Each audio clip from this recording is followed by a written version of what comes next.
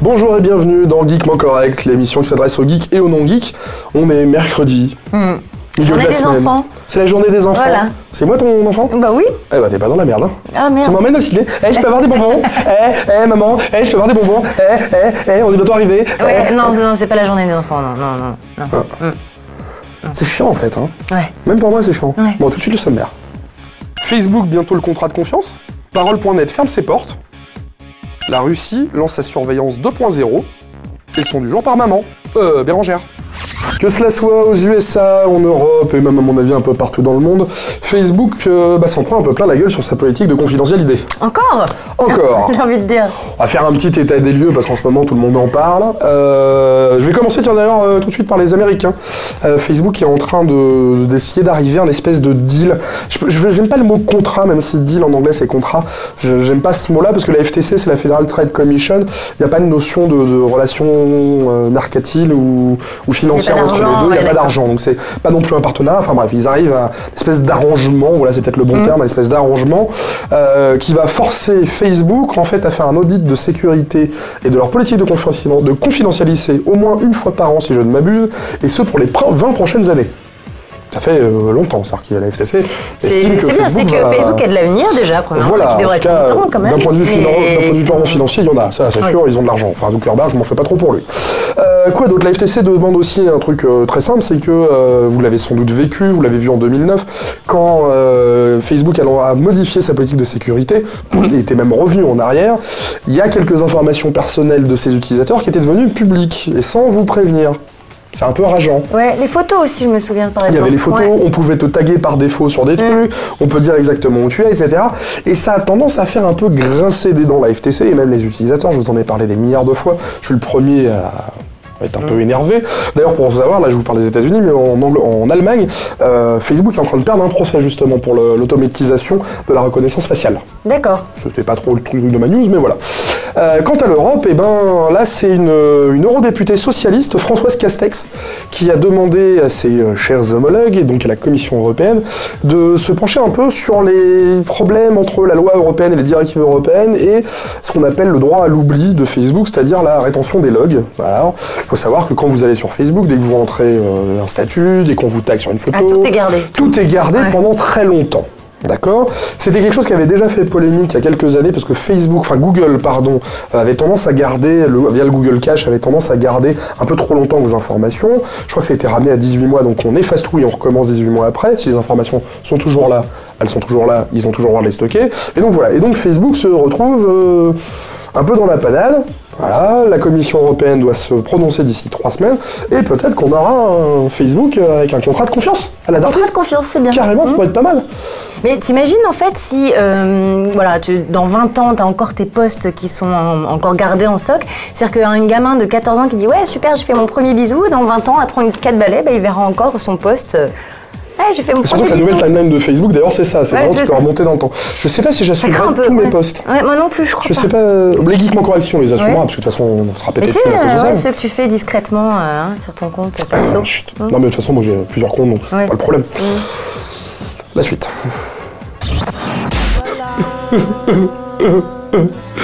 Qu'est-ce qui t'arrive? Voilà, c'est fini. Parole.net, ils viennent de fermer. Mais qu'est-ce qui s'est passé? C'est pas grave. Pourquoi ils ont fermé? Parce qu'on leur reproche de publier, en fait, tout simplement, les paroles de chansons. D'accord. Voilà, d'où la petite chanson, voilà, c'est fini, de Jean-Louis Aubert. Mais ça va mieux? Oui, bon, ça va, j'étais pas marié avec eux non plus. Ah bon, d'accord, bon. Alors... Bref, pourquoi je vous parle de ça? Tout simplement parce qu'ils sont accusés, ou ils étaient accusés depuis 10 ans, de contrefaçon.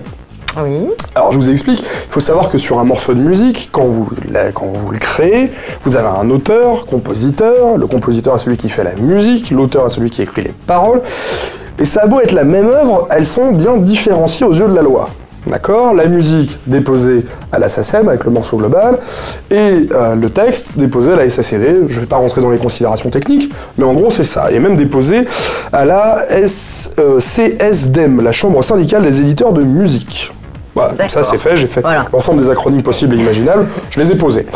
Alors pourquoi ils ont fermé? Tout simplement parce que depuis 10 ans, Parole.net proposait cela gratuitement, sans rétribuer les ayants droit, les paroles de chansons qui étaient vraies ou pas vraies d'ailleurs, parce qu'il y avait des chansons qui étaient mal traduites ou mal faites. Ouais, mais c'était bien pratique quand même. C'était quand même vachement pratique. Alors évidemment, il y a plein de services américains, lyrics.com, etc. qui existent, mais Parole.net est sous joug de la loi française et était un peu contrefacteur. Voilà, faut être clair, n'était pas raccord avec le droit d'auteur français. Ils ont tenté des tractations, ils ont tenté, alors je crois qu'il y a eu appel, il y a eu... Enfin bref, ils ont tout tenté pour arriver à un partenariat, payer des droits, je crois qu'il y avait un problème d'argent. Parole.net ne générait pas assez d'argent pour pouvoir payer en fait les ayants droit. Donc ils ont un peu essayé de forcer, ça a duré quand même 10 ans cette bataille juridique. Oui, quand même, ah oui, ouais. Ils ont bien survécu. Voilà, et en accord donc avec la fameuse CSDM, la Chambre syndicale des éditeurs de musique, Parole.net a préféré fermer afin d'éviter effectivement une attaque judiciaire pour contrefaçon. Voilà, c'est dommage parce que c'était quand même un joli petit site qui était vachement pratique comme tu disais. Bah oui, c'était pratique quand tu chantais devant ton qui de mémoire était pas super joli, mais au moins ça avait le mérite que le boulot était fait. Je crois qu'en plus c'était contributif, on pouvait proposer des paroles de chansons. Moi j'aimais bien. Voilà. Et voilà, c'est fini. Mais ça va aller, ça va aller. On va trouver un autre site pour que tu chantes devant ta glace. Tu peux avoir un câlin. Il est malin. Allez. Je sais pas si je vais me remettre, regarde, je pleure encore, j'ai des yeux qui pleurent. T'as pas une bonne nouvelle à nous raconter? Non, même pas. Alors, bonne, je sais pas, en tout cas c'est pas chez nous, mais la Fédération de Russie a décidé de lancer son chien de garde sur Internet et se lance dans la censure 2.0. Alors est-ce que c'est bien pour nous? C'est pas vraiment une bonne nouvelle quand même. Non, je pense pas, c'est pas bien, pas vraiment, de toute façon, dans tous les cas. Alors pourquoi, vous allez me dire, mais pourquoi ils veulent faire ça? Ils veulent rejoindre la Chine et voilà, et tous les méchants qui sont pas aimés par Amnesty International. Bah non, c'est tout simplement parce que officiellement, le service fédéral russe des supervisions des télécoms veut savoir ce que les citoyens russes et les étrangers en Russie disent de la Russie.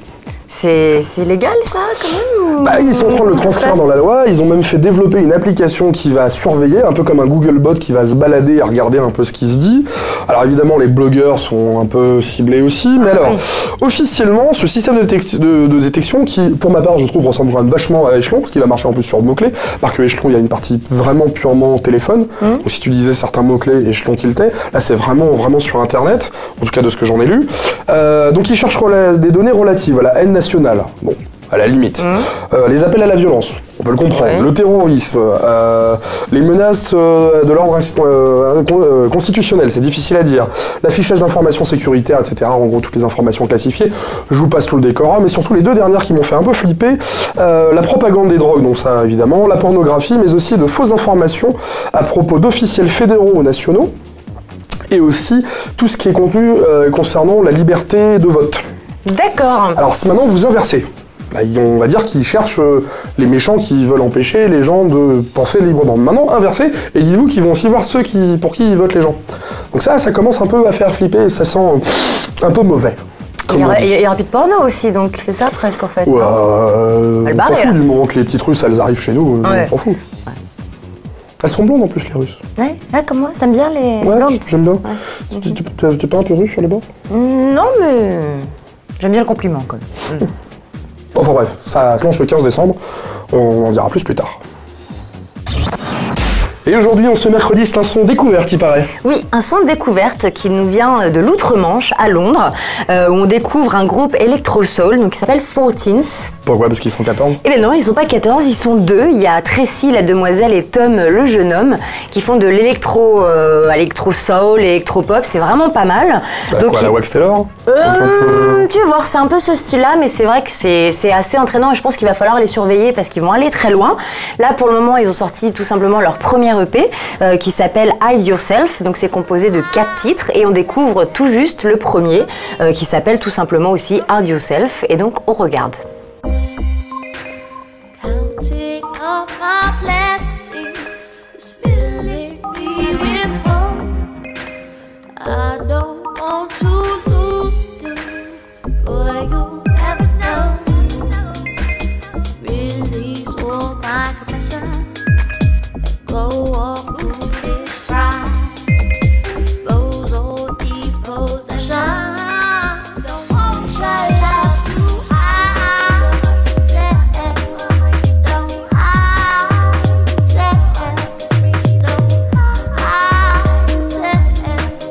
from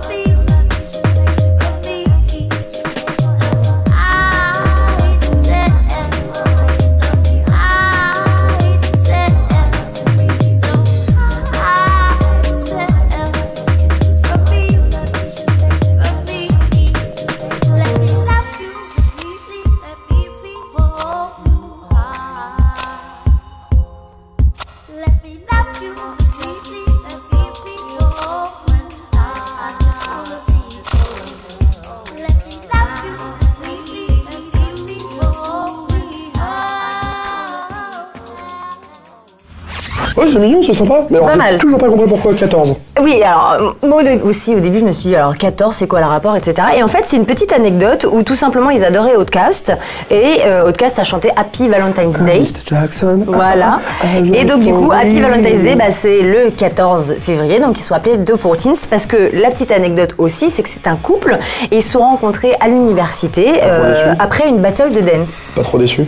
Bah si, parce qu'il est pas mal lui aussi, mais Petit elle aussi anglais, elle est ouais, jolie, ils vont bien ensemble, ensemble. Donc moi je pense que c'est vraiment un couple à surveiller de très très près et à découvrir très rapidement. Mais on va se quitter là-dessus, c'était plutôt Bah sympa oui. comme musique. Très Je vais suivre ça parce que j'aime bien l'électro et je connaissais pas. Merci pour cette découverte. Mais je t'en prie. J'ai eu peur au début quand tu m'as Ouais. dit découverte. Ouais. Allez, à demain. Et à vendredi. Oui, vendredi. Et à demain. Avec Delphine.